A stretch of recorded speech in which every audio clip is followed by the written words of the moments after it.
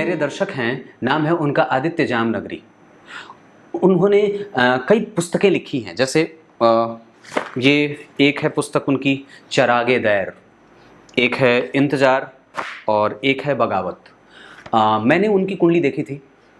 कुंडली में भी लेखक और कविता लिखने का योग भी था और उन्होंने इसी क्षेत्र से करियर से संबंधित सवाल भी पूछे थे। मेरी उनसे बात हुई थी। प्रभावित होने के बाद उन्होंने मुझे अपनी 3 पुस्तकें भेजी थी, जिनका विमोचन मुरारी बापू ने किया था। उनकी कुछ कविताएं मैं आपको अब कुछ दिन कार्यक्रम में पढ़ के सुनाया करूंगा। जरूर प्रत्येक दिन का कार्यक्रम देखा करिएगा। कल के भी कार्यक्रम में मैंने एक कविता पढ़ी थी, जाकर के देख लीजिएगा। एक एक कविता इतनी बेहतरीन है, एक एक शब्द इतने नपे तुले और इतने संजीदगी से पढ़े गए हैं कि मज़ा आ जाता है। और आप ये पब्लिकेशन है इनका, मैं नाम तो नहीं बताऊंगा, और वैसे आप खाली देख लो, नाम है आदित्य जामनगरी। इनके यूट्यूब पे वीडियो नहीं है। जो गंभीर होता है वो उपस्थित नहीं होता। ये है एक छोटी सी कविता, मैं पढ़ देता हूँ थोड़ी सी। बाला साहब ठाकरे को अर्पित ये कविता इन्होंने लिखी है कि दिया भी था वो और आंधी भी था, शिवाजी भी था और गांधी भी था, वफादार था और बागी भी था, वो राजा भी था और त्यागी भी था। लहू से वजनदार लगते थे आंसू, जुदा था जमाने से उसका तराजू। वो मुजरिम भी था और नायक भी था, वो सरकार था और सेवक भी था।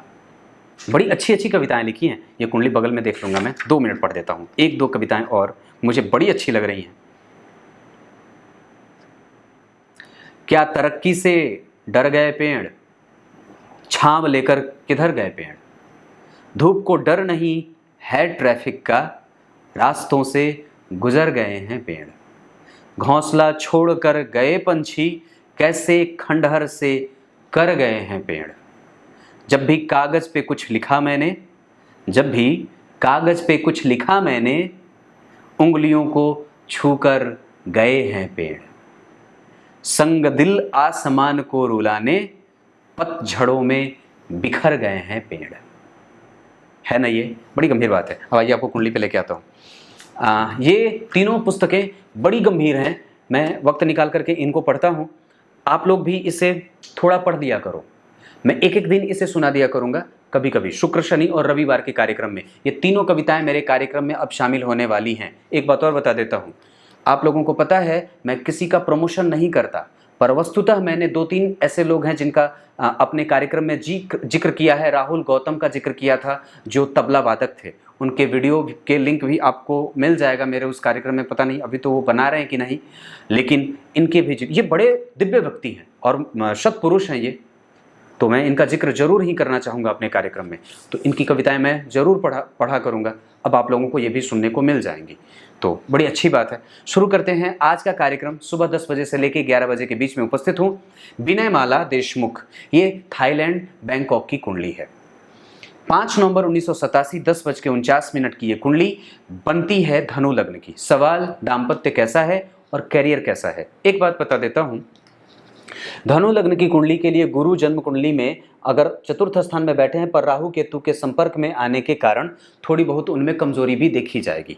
जन्म कुंडली के 10वें स्थान में मंगल के बैठने के कारण योग कारक स्थितियां मंगल पैदा कर रहे हैं, जहां अष्टम भाव का अधिपति पंचम में आने के कारण कई बार संतान को कष्ट, संतान से दूरी, और इस वजह से कुंडली मिलाकर के विवाह करने का प्रभाव पैदा होता है। जन्म कुंडली में धनु लग्न की कुंडली में पंचम भाव के अधिपति मंगल और नवम भाव के अधिपति सूर्य और साथ ही साथ देवगुरु बृहस्पति कारक होते हैं। बाधक होते हैं शुक्र और बुध जैसे ग्रह थोड़े कमजोर से कहे जाते हैं। शनि सामान्य परिणाम देते देखे जाते हैं। क्लियर है। जन्म कुंडली के 11वें भाव में नीच के सूर्य, जिनका नीचत्व भंग जन्म कुंडली में नहीं हो रहा है, लेकिन शुक्र के निकट ही सूर्य के निकट ही सूर्य बैठे हैं, शुक्र और शनि बैठे हैं। ये एक अच्छी बात भी हो सकती है व्यक्ति को बाहर जाने का। ये बाहर रहें, अपने देश में रहें या विदेश में रहें, व्यक्ति का लाभ हमेशा रहेगा। व्यक्ति अपने अंडर में लोगों को खटाने का काम कर सकता है। इस वजह से व्यक्ति जो है वो अपना खुद का कारोबार कर सकता है। इनकी कुंडली में व्यवसाय करने का गुण बड़ा अच्छे तरीके से विकसित होते देखा जा रहा है, क्योंकि 11वें भाव में शुक्र की राशि बनी है और जो जन्म कुंडली के व्यापार भाव की राशि है, व्यापार का लाभ मिल सकता है। भाग्य भाव में जो राशि बननी चाहिए वो केंद्र में लग्न में बन रही है, इस वजह से व्यक्ति धार्मिक और प्रायोगिकता से युक्त होकर के, अगर जरा गुरु राहु के साथ अगर संपर्क में नहीं होते तो व्यक्ति और भी ज्यादा श्रेष्ठ मति बुद्धि का हो सकता था। उस चंद्रमा के ऊपर सूर्य और बुध के प्रभाव होने से, एक बात करिए, मैंने एक कार्यक्रम में बात कही थी कि जन्म कुंडली के पंचम भाव में उच्चाभिलाषी चंद्रमा है यहाँ पे, ये तो अच्छी बात है। और जन्म कुंडली के पंचम भाव पे अगर चंद्रमा हो या जन्म कुंडली के पंचम भाव को अगर सूर्य देख लेते हो तो ये बड़ी अच्छी बात हो जाती है। और जन्म कुंडली में सूर्य और बुध का बुद्धादित्य योग लाभ भाव को बलि कर रहा है, पर वहां पे भाग्य भाव के अधिपति नीच के हैं। इस वजह से हमें दरअसल गौर करिए तो भाग्य के कारक राहु केतु के संपर्क में आकर के अपने प्रभावों को कमजोर कर रहे हैं। भाग्य का अधिपति नीच का है, जिसका नीच भंग हो नहीं रहा, क्योंकि न तो शनि है केंद्र में और न ही शुक्र है केंद्र में। लेकिन इतनी बात जरूर कहूंगा कि जन्म कुंडली में सप्तम भाव के अधिपति लाभ भाव में बैठे हैं और जन्म कुंडली के छठे भाव के साथ संबंध कर रहे हैं। आर्थिक पक्ष व्यक्ति का कभी भी दाम्पत्य में बंधने के बाद भी खराब नहीं है, क्योंकि नवमांश कुंडली में भी सप्तम भाव के अधिपति मंगल जो बनते हैं वो जन्म कुंडली में लाभ में बैठे हैं। यहाँ के अधिपति लाभ में, यहाँ के अधिपति लाभ में।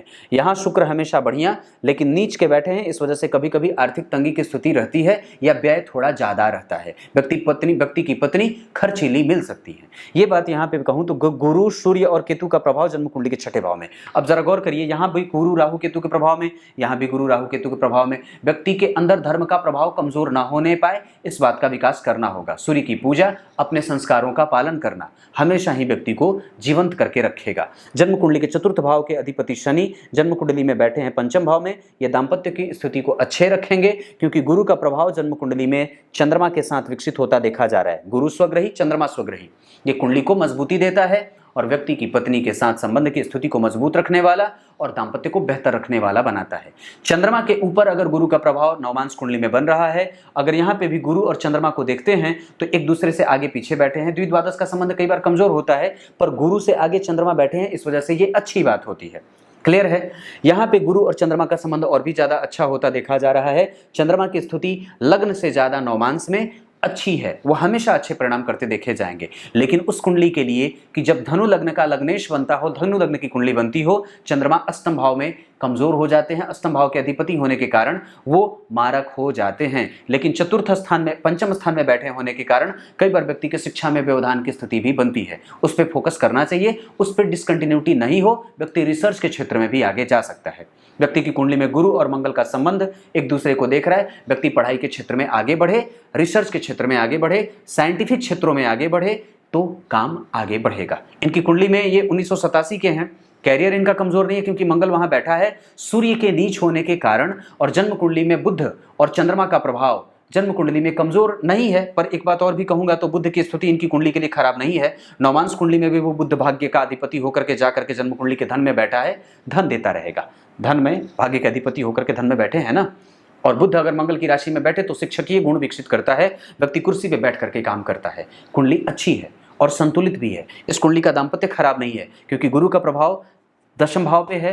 चंद्रमा जैसा ग्रह जन्म कुंडली के चतुर्थ स्थान को देख रहा है। शुक्र और चंद्रमा के संबंध में तृतीय एकादशवें का है। व्ययात्मक स्थितियां बनेंगी, विवाह में खर्च की स्थिति होती है, दाम्पत्य में या कई बार संतान से दूरी बनती है, ये बात बनती है। कुंडली खराब नहीं है, पर हाँ गुरु राहु का प्रभाव व्यक्ति को कई बार मिलने से चुकाता है, देर करवाता है, मशक्कत करवाता है, भाग्य का लाभ नहीं लेने देता और कई बार व्यक्ति को धार्मिक नहीं होने देता है। मेहनत करने के बाद भी व्यक्ति को परिणाम देर से मिलते हैं। मंगल और केतु का प्रभाव व्यक्ति के कैरियर को लाभदायक स्थितियों में लेके जाता है, लेकिन राहु का प्रभाव अगर दशम भाव पे होता तो ज्यादा अच्छी बात होती। जन्म कुंडली में राशि जो बनती है वो जन्म कुंडली में मेष की बनती है, जिसके ऊपर न तो ढैया है न तो 7.5 है, लेकिन उसके ऊपर नीच के सूर्य के प्रभाव होने से आत्मविश्वास के कमजोर होने का प्रभाव भी देखा जाता है। जन्म कुंडली के भाग्य भाव के अधिपति का नीच का होना और उस पे चंद्रमा जैसे अष्टम भाव के अधिपति यानी कि अष्टम और भाग्य के अधिपति को एक दूसरे से देख लेने के कारण और जन्म कुंडली में सप्तम भाव के अधिपति को देख लेने के कारण लाभ देर से भी मिलता हुआ देखा जा सकता है। इनकी कुंडली में अभी दशा चंद्रमा की चल रही है जो ठीक नहीं है, पर जैसे ही मंगल की दशा आएगी 2024 में स्थिति ठीक होगी। मंगल की स्थिति इनकी कुंडली के लिए खराब नहीं है, वही कुछ कैरियर को लाभ देने वाली हो सकती है। तब तक के लिए बहुत बहुत नमस्कार।